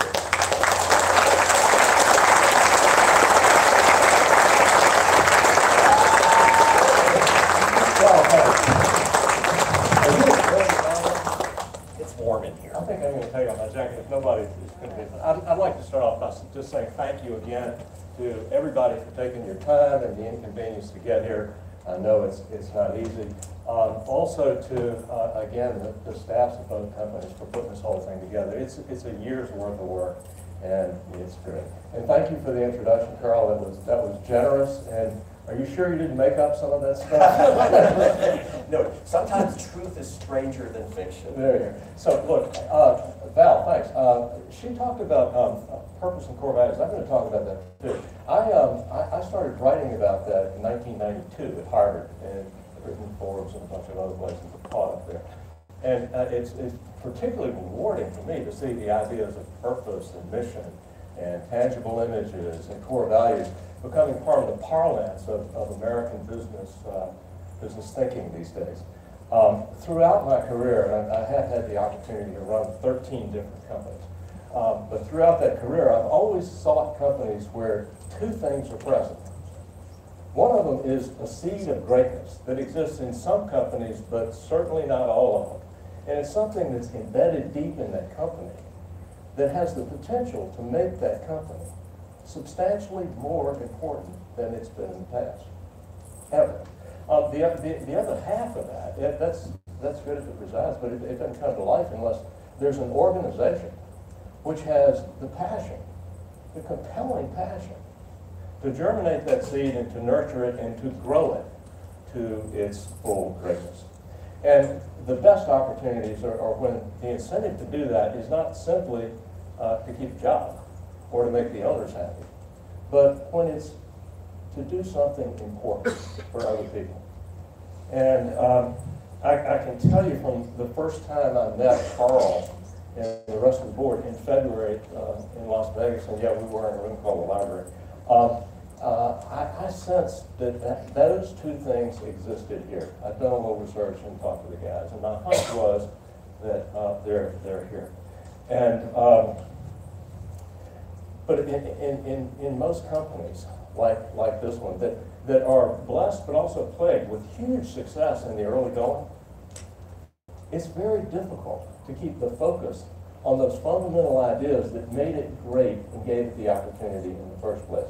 Success brings so many opportunities, and sometimes we get blinded by those opportunities, and we move away from the core values, the purpose, the mission, and the tangible images of the company. And that's what I saw the second time we met. I had a little opportunity to do a little more research. A solidly performing company that was just doing great things for its membership at the time, but could likely be doing exponentially more by connecting itself back to the ideas that were in the hearts and the spirit of the founders 21 years ago. And then from that perspective, from that platform, then making sure that everything that we do going forward from that point is connected back to those ideas.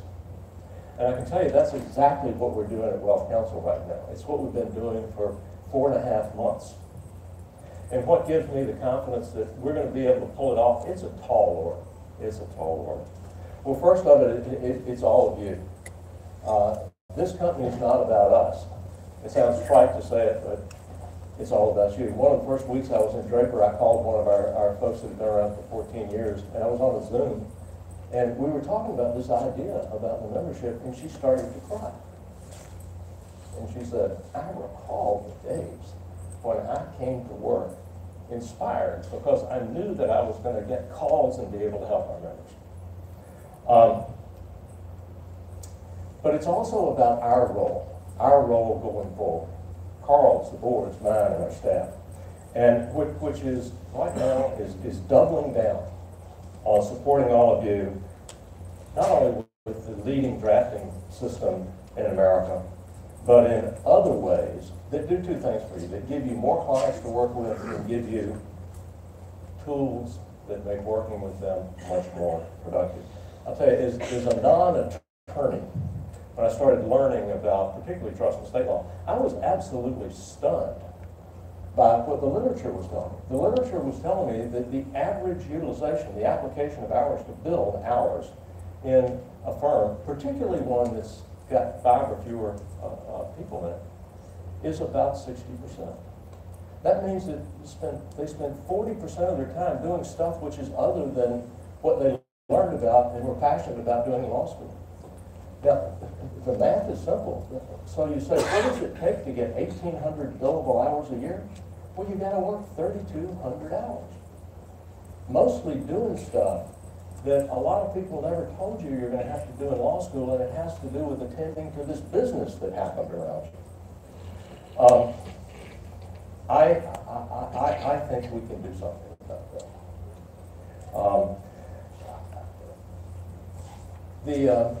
The next thing people say was, well, Dick, where do you see WealthCounsel down the road?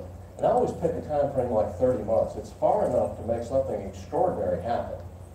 But it's close enough in so that if you're not messing with it every day, you know you're kind of getting behind. And you can remind one another of that.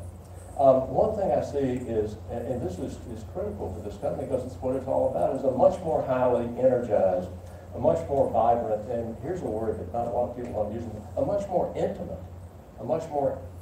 community. A lot more like the stories I heard of WealthCounsel in the first handful of years after its founding.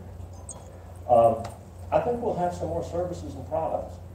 We're going to be discriminatingly careful about picking the things we do next and make sure that they are complementary to our drafting system and have the shortest ones to benefit for you in terms of being productive in your time of work. We'll be larger. I'm really not sure right now, 30 months from now, whether we'll be half again as big or maybe twice as big. It sounds crazy to talk about that. But I'll tell you right now, and for the past several months, we've been on a pace of adding 50, 55 to over 60 new members a month, as opposed to the 35 to 40 of our not too distant past.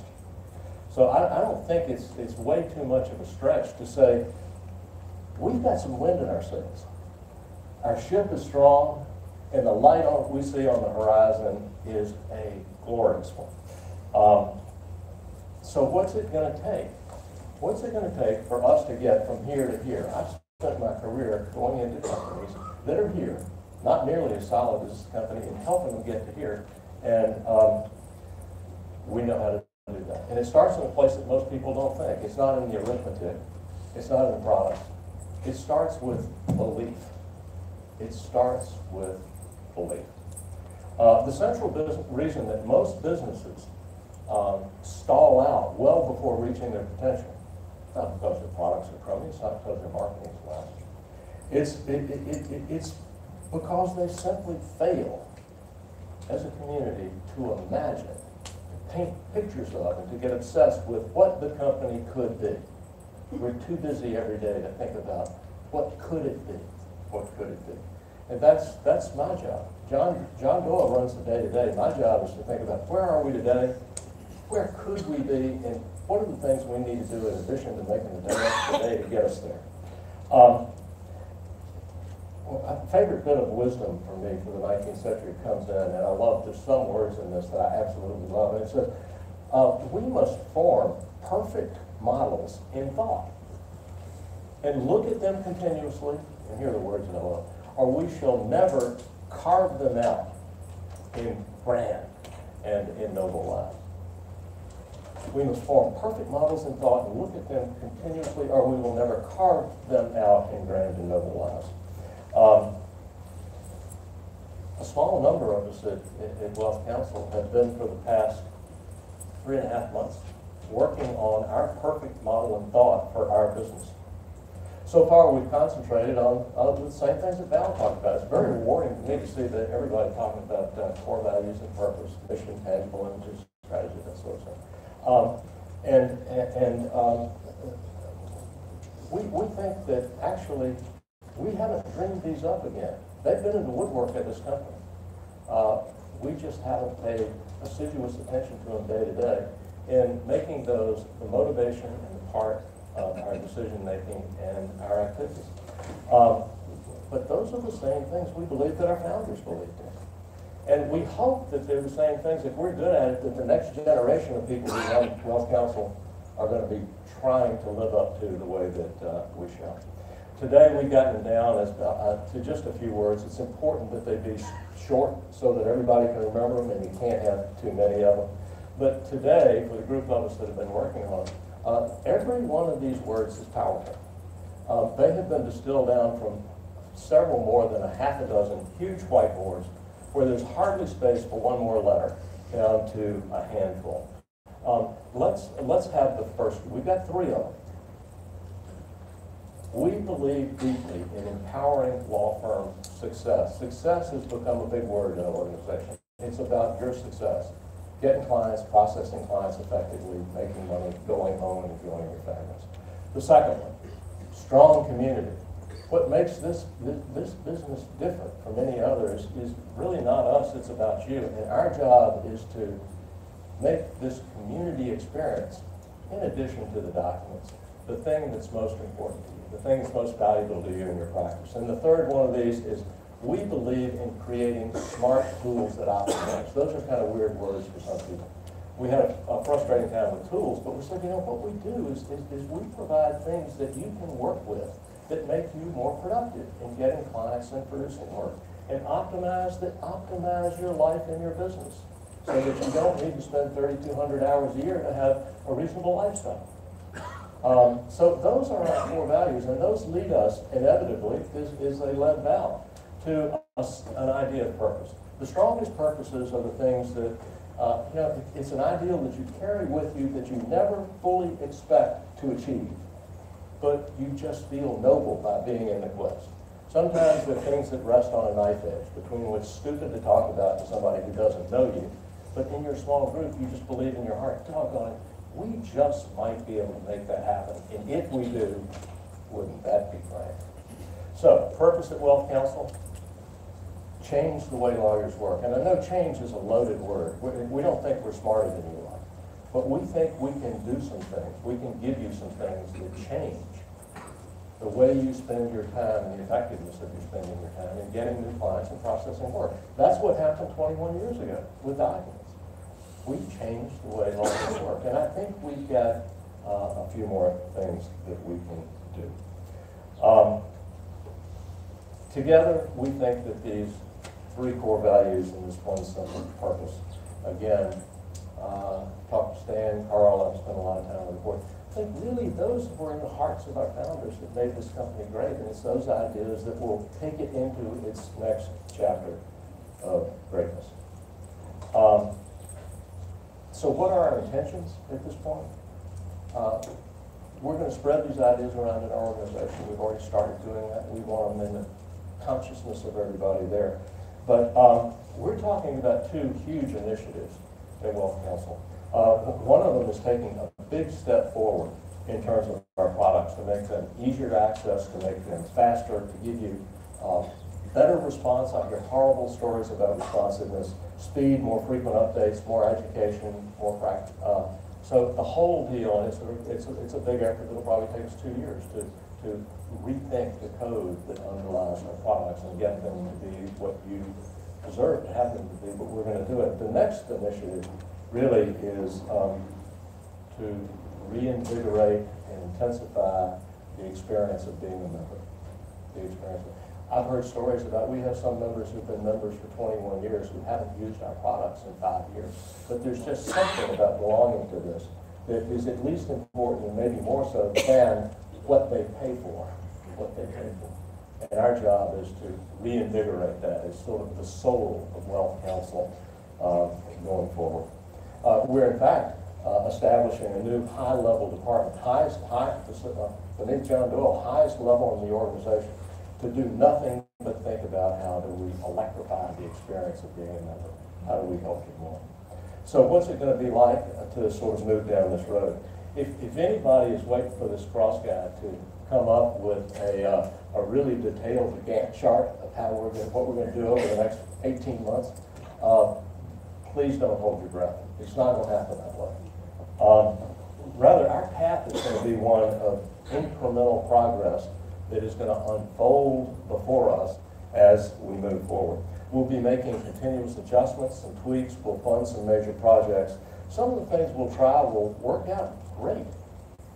They always do. But, there's some of them that just don't.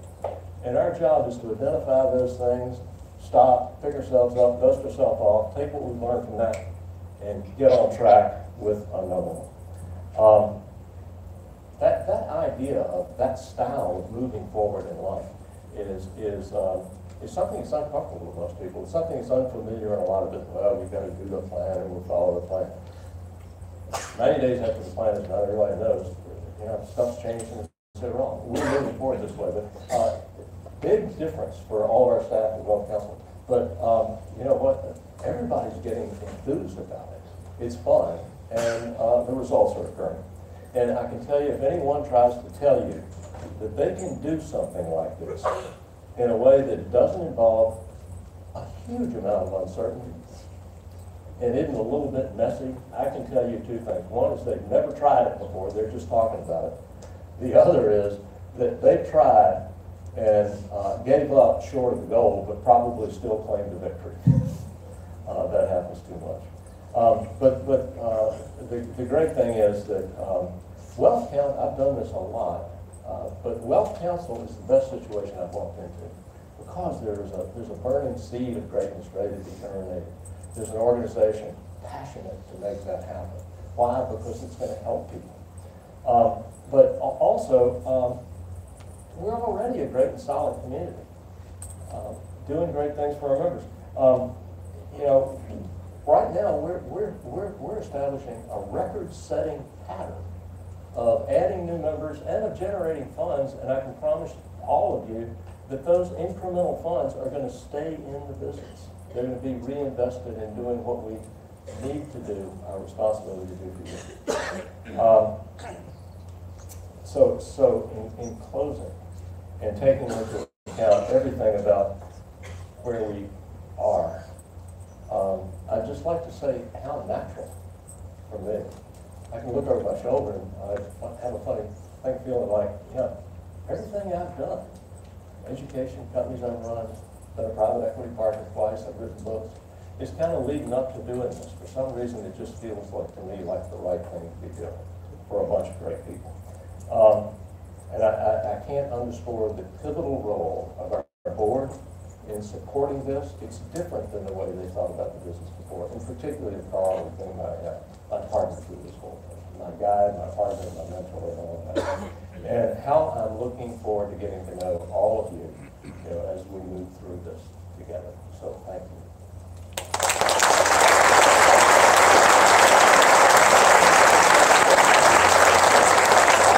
We got 2 minutes left. What do you tell me? What do you think?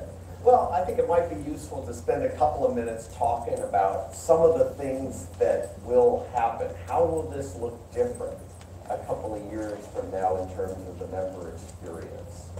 Well, look, the member experience happens 2 ways. One is it happens when you're at work and how we're interfacing with you on a day-to-day basis.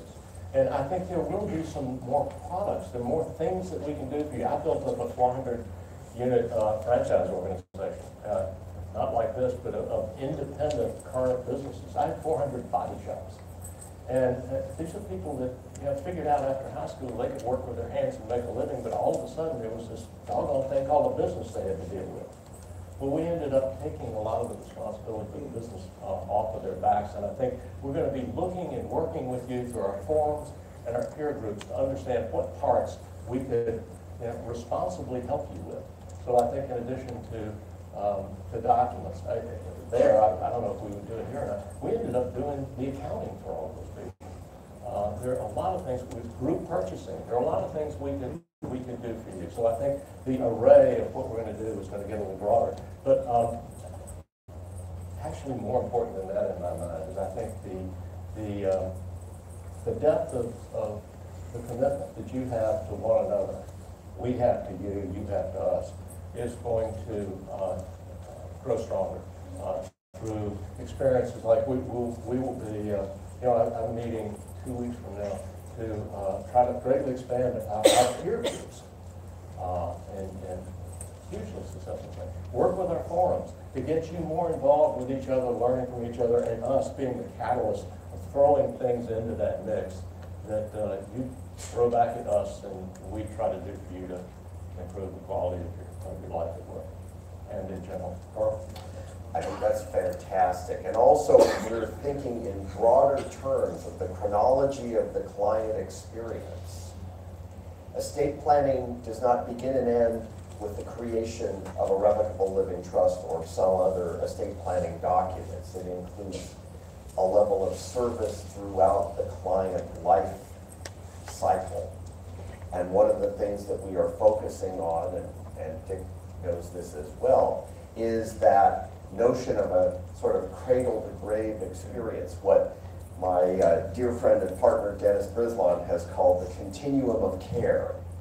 And that includes things like the maintenance idea that Valerie talked about in her presentation, that we have spent innumerable hours talking about how that works, what it should be, what are features of it, and for those of you as a teaser who show up to the Thriving in Estate Planning program tomorrow morning, Bill Conway is going to talk about that. We think it's a tremendously significant piece of the process by which you transform what you do from a purveyor of things to become the counselor, the trusted advisor, the lawyer for life. So I think with that, Dick, we're going to move to the next step. Let's do, now the next step, I'm going to introduce John Doyle. Again, my job as the CEO is I get the benefit of standing between the board and the company. And sometimes that's always an interesting position. John is the guy who runs it on a day-to-day basis. John and I are in communication continuously. So John, come up, and he's going to talk to us about a program that's new at WealthCounsel, which is emblematic of our trying to be a company that not only helps you, but in a greater way bestows goodness.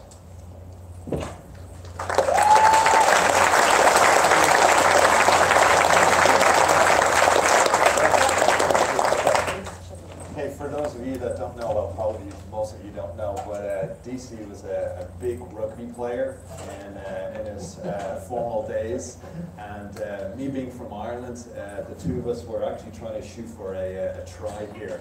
And for those of you that don't know, that's pretty much like a touchdown at American speed. So I just love working with this guy, and he's just an inspiration, and he's just a fantastic individual to work with. Well, if I weren't a Virginian, I'd want to be an Irishman.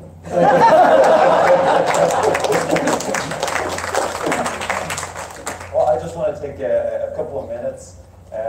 Thanks, Karl. Thanks very much. I just want to take a couple of minutes of your time. I know everyone's been in here for a couple of hours, and we're going to finish up here really quickly. Obviously, my name is John Doyle. I'm the COO of WealthCounsel, and I just want to speak to you briefly about something that we feel very passionate about. At the beginning of this year, I had a great conversation with some of our employees, and in that conversation, through that conversation, we decided to form WealthCounsel Stands, which is our philanthropic arm of the company. And we've actually put a brief video together that I want to share with you. It kind of explains what WealthCounsel Stands is, and some of the wonderful organizations that we've had the opportunity to work with. So let's just take a look at this video real quick.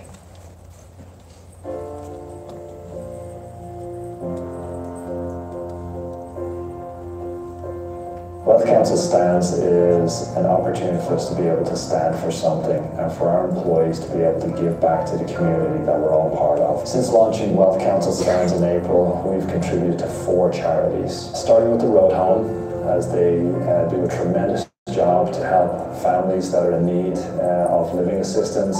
We also chose Ronald McDonald House, a great organization that helps individuals. Their children might be having health issues and need a place to stay while their children are in hospital. We chose Girls Who Code because of the great work that they do to increase the number of women in the field of computer science. And Operation Homefront. Operation Homefront is just a tremendous organization that helps our amazing military personnel with financial assistance and also housing assistance for their families.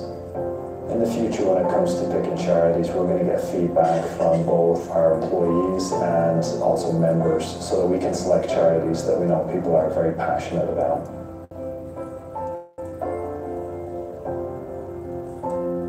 This is something that we want to be part of who we are as a company, and not only as employees, but also we want our members to stand with us. And as we reach out to the community and help people in the community, I believe that we can make a tremendous difference together.